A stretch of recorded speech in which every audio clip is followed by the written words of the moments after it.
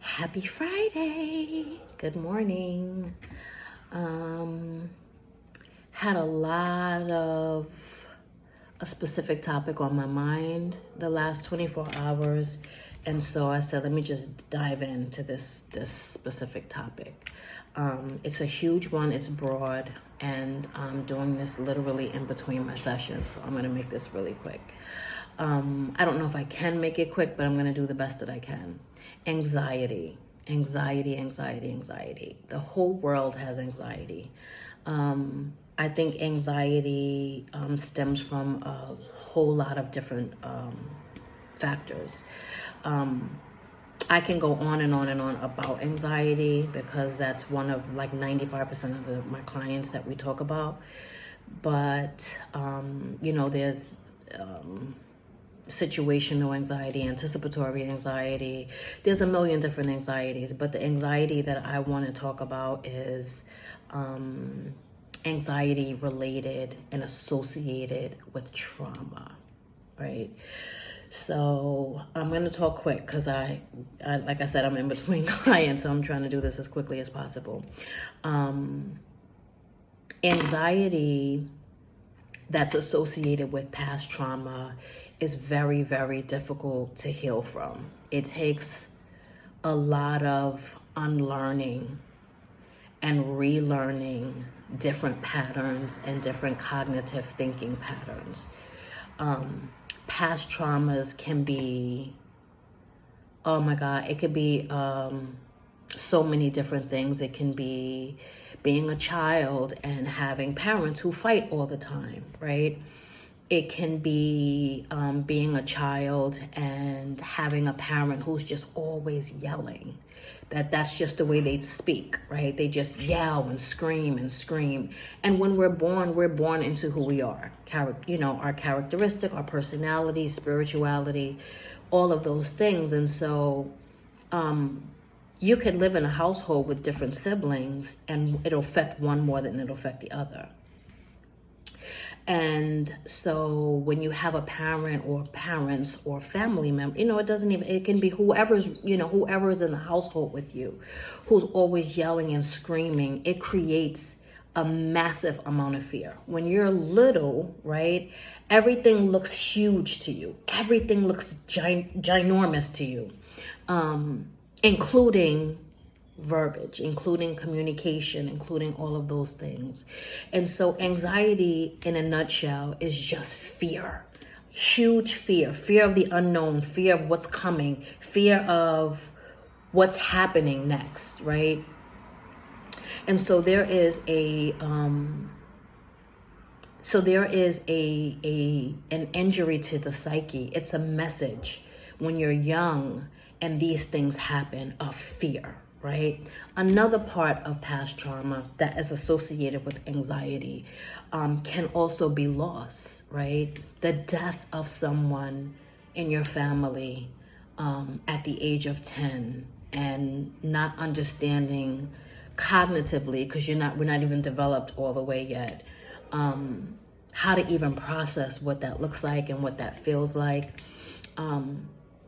But nonetheless, whatever the trauma is, you kind of go through life and you just carry on, right? Because that's life. We have to carry on. So you grow up, you have friends, you go to high school and stuff like that.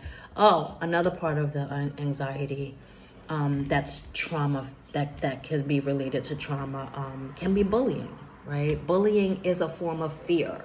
It is a form of, I don't know what's ahead of me. I don't know what's coming my way. And that also creates the seed of anxiety. But a lot of the time, anxiety doesn't hit us in the moment of the trauma. It doesn't really hit us then. And sometimes it does. We're just not cognizant of what that looks like or what it even means, right?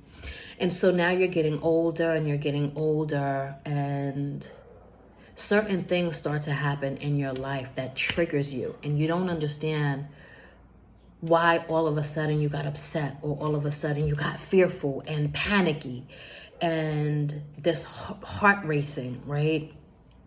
this fear of losing people around you, or this fear of danger, like something is about to happen to you. And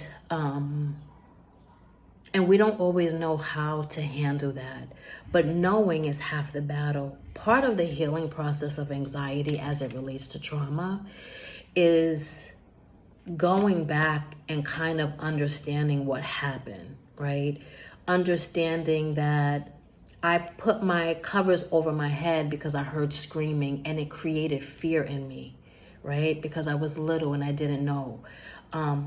Doesn't take away the love from your family, right? And I say that to my clients all the time, because, you know, regardless of the things that you go through in your life, your loyalty is always to your family. You love your family loves you. A lot of the time, adults don't even realize what they're doing, right? And so even in clients that I have that have children, I try to preface how important it is to be very careful of fear-driven things with your kids, because it definitely does create anxiety. Part of the process of healing with it is understanding what happened, and understanding that that was scary to you, understanding that that these things were not your fault, right? And that it wasn't done purposely to you in some cases, right? And so I'm this is lightly. I'm trying to go really lightly. Obviously there's domestic violence, there's child abuse, and that's when DC, like it's deep, but I'm just making it light because I'm short on time. A lot of the time we don't deal with anxiety. We just go through life with it. But it does affect everyone around us, because anxiety also makes us angry. It makes us snappy. It isolates us. And it can cripple you if you don't work through it.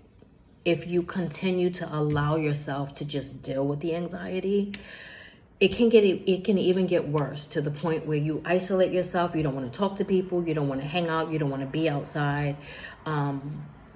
Work through your anxiety. Get in therapy.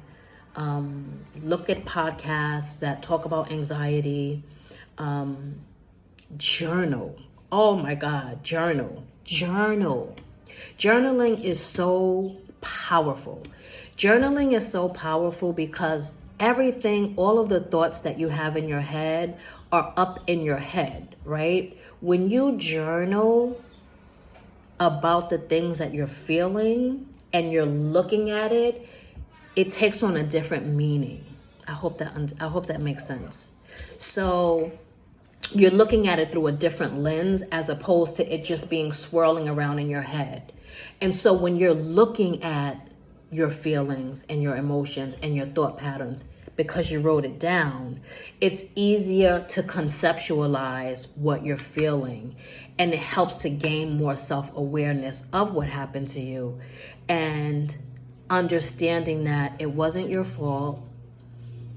If you start to make changes in the right direction that makes you uncomfortable, the floor is not going to open up. You're not going to fall in it. The world is not going to blow up, and you're not going to, you know what I mean? Like, that's what anxiety does. And a lot of people who are not educated in anxiety is like, well, just, you'll be all right. Like, just take a deep breath. It's okay. Deep breathing is amazing. That'll be another topic. But lastly, I just want to say too, a lot of the time we deal with it differently because our emotions are different. Like, so some people cry when they're feeling anxious, and some people just don't. Some people are just not emotional. Some people don't express what they're feeling. Some people just keep it in. It's never good to keep it in, because if you don't express it, your body takes the hit. And so when you don't release these feelings, when you don't release what's happening to you, you have pockets of energy in your body. And when you don't release all of these traumatic experiences that's happened in your life, it will continue to affect you until you release it. That's just the bottom line. You have to release those things. You have to be kind to yourself. You have to be patient with yourself. And you have to understand that everyone has anxiety, different facets of anxiety. But nonetheless, we all get scared about something, right? Recognizing it is half the battle. And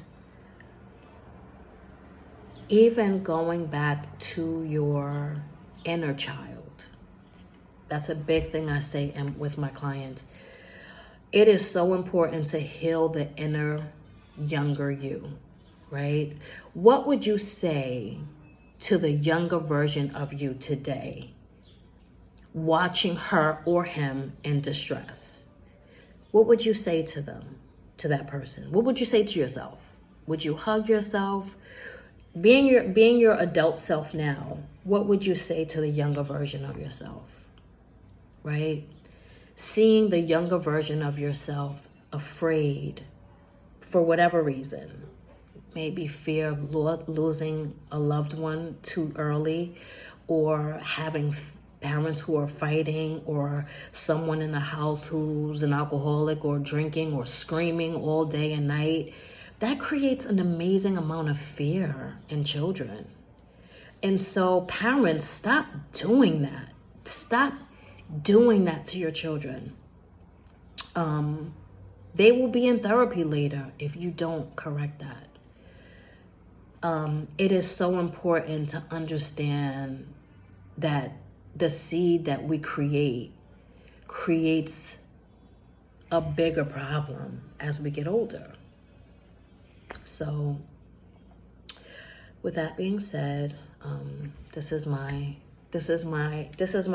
message for today. I hope it helps. Please like, please subscribe. If you have questions, please comment. And I hope that you have a wonderful weekend.